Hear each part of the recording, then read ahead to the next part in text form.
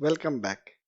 Now let's go to our header.php file, and now we can get rid of this main CSS as we have deleted it.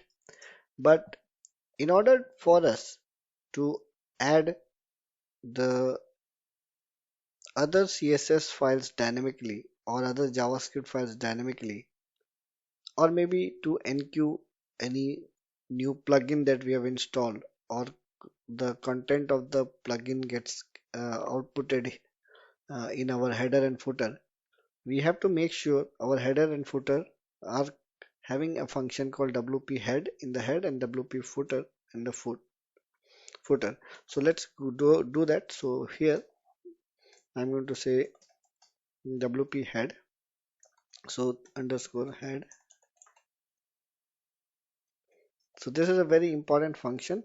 This will make sure whatever we enqueue or whatever we want to include via plugins or scripts or the CSS files via the enqueue function, which we will see in upcoming videos, those gets outputted here.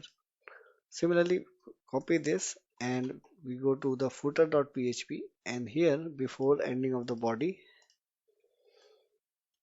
we say wp footer.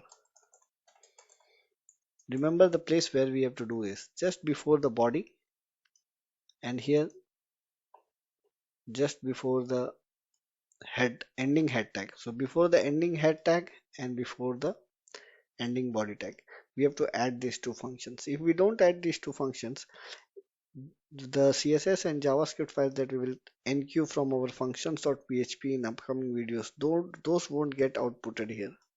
Similarly, if we will install some plugins, the plugins content which are needed to be added in the header or footer PHP won't be reflected if we don't add these files, add these methods here, the head and footer. So let's go in the next video and see how we can dynamically enqueue our script files to our theme. So we'll see you in the next video.